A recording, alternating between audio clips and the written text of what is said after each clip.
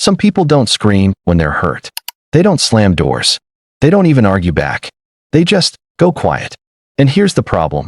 Almost everyone reads that silence wrong. We call it coldness. We call it stonewalling. We say they just don't care anymore. But for a huge number of people, silence isn't the absence of emotion. It's the overflow of it. Today we're breaking down what's actually happening in the brain and the past of someone who shuts down instead of speaking up, and why the way we usually respond to it makes everything worse. Picture this. Two people are in an argument. One of them is raising their voice, listing grievances, trying to get to a resolution. The other one goes still. Short answers. Flat tone. Eventually, nothing at all. To the person still talking, this looks like disrespect. Like the other person has just checked out of the relationship, the conversation, the friendship, whatever it is. So naturally, they push harder. Why won't you just talk to me? Say something. Are you even listening? But here's what's actually happening on the other side of that silence. The quiet person isn't calm. They're not indifferent. In a lot of cases, they are more overwhelmed than the person yelling. They've just lost the ability to show it in words. This has a name in psychology: emotional flooding, sometimes called diffuse physiological arousal.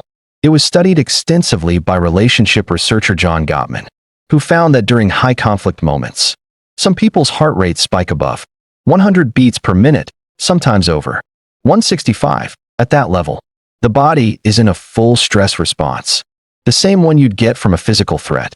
Here's the key part. When the body goes into that state, blood flow shifts away from the parts of the brain responsible for complex thought and language, specifically the prefrontal cortex, and toward the parts responsible for survival. This is often summarized as flight, fight, or freeze. Some people, when flooded, fight.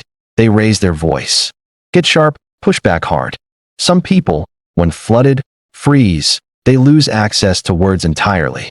Not because they don't have anything to say, but because the part of the brain that turns feelings into sentences has temporarily gone offline. So when someone goes silent mid-conflict, it's frequently not a decision. It's a nervous system hitting a wall faster than their mouth can keep up. This response doesn't usually appear out of nowhere. Most of the time, it's built, often in childhood, and often for a very logical reason at the time. Think about a kid who grows up in a house where expressing hurt led to punishment, mockery, or more conflict. Crying got you told to stop being dramatic. Disagreeing with a parent got you yelled at louder. Over time, that child learns a simple survival rule. Talking about my feelings makes things worse. Staying quiet keeps me safe. That rule gets wired in early, and it doesn't just switch off in adulthood.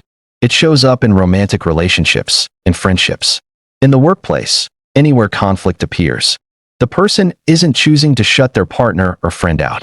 They're running a script that once protected them, in a context where it no longer helps. There's also a second common origin. People who were simply never taught how to name emotions. If a household never modeled sentences like, "I feel hurt when," or "I'm frustrated because," a person can grow up with big emotions and zero vocabulary for expressing them. When conflict hits, the feeling is there, but there's no learned pathway to turn it into words. Silence fills the gap. Here's where most well-meaning people make the situation worse without realizing it. When someone goes quiet, the instinct of the other person is almost always to close the gap. Ask more questions, demand a response, get louder to break through. It feels productive. It feels like you're fighting for the relationship. But from the flooded person's side, that pressure reads as more threat, not less. Their nervous system is already overloaded, and now more stimulation is coming at them. The result is almost always the opposite of what was intended. They withdraw further, not because they've stopped caring, but because their system is trying to protect itself from more input it can't process. This creates a loop researchers sometimes call the pursue-withdraw pattern. One person pursues connection by pushing for a response. The other withdraws to self-protect, which makes the pursuer push harder, which makes the withdrawer retreat further. Neither person is doing anything wrong in isolation, but together, the pattern reinforces itself every time it happens. It's worth being specific here, because "they're overwhelmed" can sound vague. What flooding often feels like from the inside: a racing heartbeat and a strange sense of pressure in the chest or throat. Thoughts moving too fast to organize into sentences. a sense of dread about saying the wrong thing and making it worse. Physical urges to leave the room, go silent, or disappear from the conversation entirely. Afterward, often shame. A feeling of why couldn't I just explain myself? That last one matters. Many people who go quiet during conflict aren't proud of it. They often replay the moment later, frustrated with themselves for not being able to speak up in the moment they needed to most. It's rarely as simple as not caring. It's usually the opposite, paired with a system that couldn't keep up with how much it cared. If you're on the other side of someone's silence, here's what tends to work better than pushing. Name a pause instead of demanding a response. Something like, I can see this is a lot right now. Let's take 20 minutes and come back to it. Does more than why won't you talk to me? It gives the nervous system room to reset instead of adding more pressure to it. Return to the conversation, don't abandon it. The goal isn't to let silence end the conversation permanently. It's to let the flooding pass so an actual conversation becomes possible. Come back to it calmly later. Don't interpret silence as the final answer. A shutdown in the moment usually isn't a verdict on the relationship. It's a nervous system event. Treating it as a permanent statement, they clearly don't care, usually escalates a temporary state into a lasting rupture. And if you're the one who goes quiet, build a phrase for the moment in advance. Something simple, practiced ahead of time. Like, I need a few minutes. I'm not shutting you out. Said in the moment, before full flooding hits. It can interrupt the freeze response before it takes over completely.